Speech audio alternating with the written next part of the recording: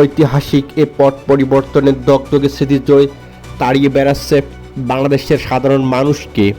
এদিকে শেখ হাসিনা পতনের আনন্দে রাজধানী ঢাকা সহ সারা দেশে লাখ লাখ মানুষ আনন্দ প্রকাশে রাজপথে নেমে আসে 5 আগস্টের দিন। এদিকে বৈষম্য বিরোধী ছাত্র জনতার আন্দোলনে পুলিশ সহ আইন শৃঙ্খলা রক্ষাকারী বাহিনী গুলি এবং আওয়ামী লীগের দলীয় সন্ত্রাসীদের হামলার গুলিতে শহীদ হয়েছেন আবু সাইদ, মুগ্ধ, ওয়াসিম সহ বহু শিক্ষার্থী এবং নানা পেশার 1000-এর বেশি মানুষ। এদিকে আইন শৃঙ্খলা বাহিনী আওয়ামী লীগের সন্ত্রাসীদের তাণ্ডবে চোখের আলো নিভে গেছে 400 জনের মতো। এদিকে মারাত্মক জখম ও আহত হয়েছেন প্রায় 23,000 মানুষ। এদিকে পঙ্গুবরত্ব করতে হয়েছে অনেককে। এখনও শরীরে বুলেটের ক্ষত নিয়ে হাসপাতালের বিছানায় কাতরাচ্ছেন হাজারো মানুষ। এদিকে সরকারি চাকরিতে কোটা সংস্কারের দাবিতে গত জুলাইয়ে গোড়ায় শুরু হওয়া শিক্ষার্থীর আন্দোলনের মধ্য জুলাই এসে তৎকালীন ক্ষমতাসীন আওয়ামী লীগ ছাত্রলীগের হামলায় রূপ নেয় গণবিস্ফোরণে।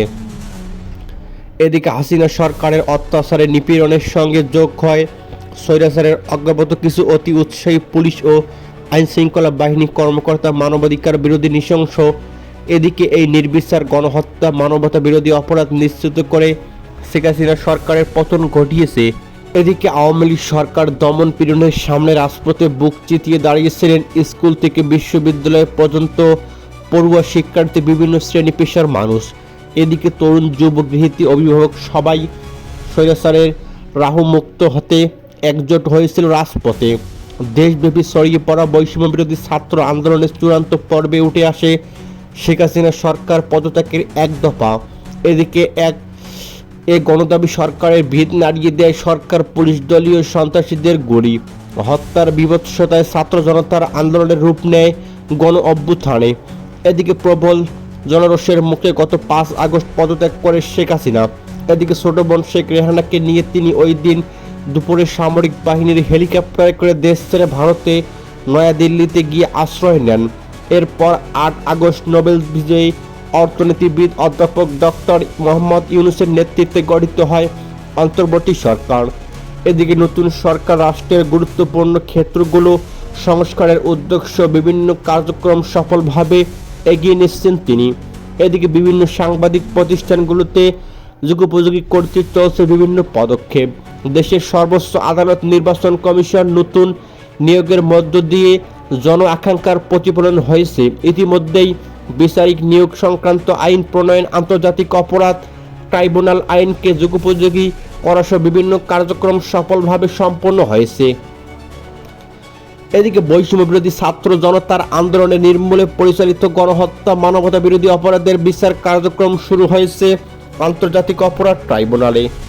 এদিকে কোটা সংস্কার থেকে পরবর্তী সরকার পতনে ছাত্র জনতার এক দফা আন্দোলন তা নির্মূলে পুলিশ ও আইন শৃঙ্খলা রক্ষাকারী বাহিনী গুলি ও আওয়ামী লীগের সশস্ত্র সন্ত্রাসীদের হামলা একের পর এক প্রাণহানির কারণে গণবিস্ফোরণের রূপ নেয়। এদিকে অভিনব সব কর্মসূচি দিয়ে বৈষম্য বিরোধী ছাত্র আন্দোলনের ব্যানারে সরকার নামানোর আন্দোলনে ঝাঁপিয়ে পড়েন সাধারণ শিক্ষার্থীরা। এদিকে কেন্দ্রীয় শহীদ মিনার থেকে ঘোষণা করা হয় সরকার পতনের এক দফা দাবি। শুরু হয় ছাত্র জনতার সর্বাত্মক অসহযোগ আন্দোলন।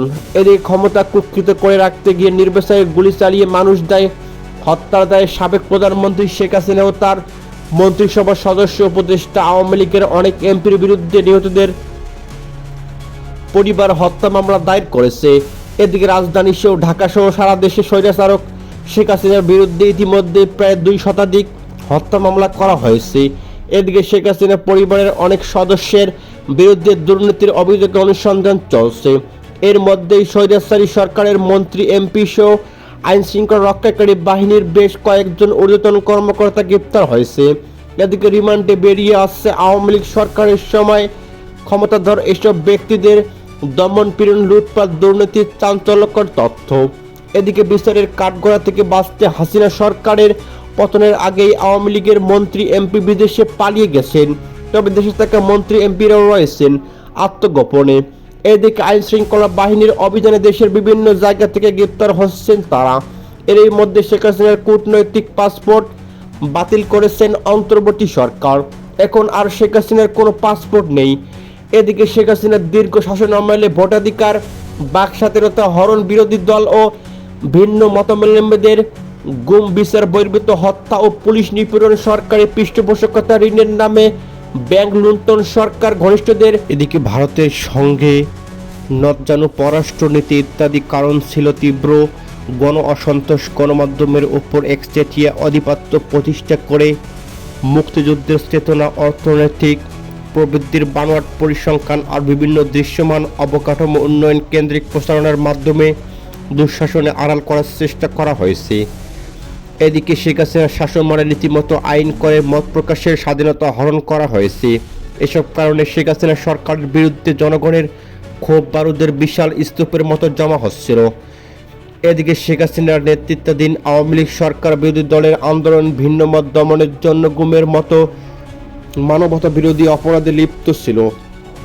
এদিকে গত দেড় দশকে বিভিন্ন আইন শৃঙ্খলা রক্ষাকারী বাহিনীর পরিচয়ে বাসা, অফিস কিংবা রাস্তা থেকে মানুষকে তুলে নিয়ে পরবর্তী অস্বীকার করা হয়েছে। তাদের অনেকে ফিরিয়ে আসেন, কারো লাশ পাওয়া যায়। 2008 সালে তত্ত্বাবধায়ক সরকারের অধীনে নির্বাচনের মধ্য দিয়ে ক্ষমতায় আসে শেখ হাসিনা ও আওয়ামী লীগ। ওই আমলি কৌশলে তত্ত্বাবধায়ক সরকার ব্যবস্থা বাতিল করে সংকটকে ঘনীভূত করেন। এদিকে শেখ হাসিনা সরকার এছাড়াও 2014 সালে বিরোধী দলগুলো অংশগ্রহণ ছাড়াই একতরফা অনুষ্ঠিত দশম জাতীয় সংসদ নির্বাচনে বিনা প্রতিদ্বন্দ্বিতায় ক্ষমতাসীন আওয়ামী লীগ 153টি আসন লাভ করে সরকার গঠন করে। এরপর 2018 সালে একাদশ জাতীয় সংসদ নির্বাচনে বিরোধী দলগুলো অংশ নিলেও সরকারি প্রশাসনিক দলীয় কর্মীদের ব্যবহার করে আগের রাতেই ব্যালটে সিল মেরে নির্বাচনে জয়লাভ করে শেখ হাসিনা সরকার। এছাড়াও 2024 সালে দ্বাদশ জাতীয় সংসদ নির্বাচনে বিরোধী দল ছাড়াই নিজ দলীয় নেতাদের স্বতন্ত্র প্রার্থী করে দামি প্রতিদ্বন্দ্বিতার মধ্য দিয়ে নির্বাচনে জয়লাভ করে তারা। এভাবে বাংলাদেশে 5 বছর পর পর নিয়মিত নির্বাচন হলেও জনগণের কাছে কোনো ধরনের জবাবদিহিতা করতে হয়নি শেখ হাসিনা সরকারকে। জবাবদিহিতার এই একচেটিয়া শাসনামলের ফলেই দেশে মানবাধিকার আইনের শাসকের মারাত্মক অবনতি ঘটে এবং অর্থনৈতিক সংকটের জনজীবন বিপন্ন হয়ে পড়ে। এদিকে দীর্ঘ স্বৈরশাসনে এমন এক পুঁজিবাদী ব্যবস্থা বিকশিত হয়েছিল যেখানে সরকারি কর্মকর্তা, রাজনীতিবিদ, ব্যবসায়ী, মাস্তানিদের সমন্বয়ে একমাপী রাজত্ব কায়েম হয়েছিল।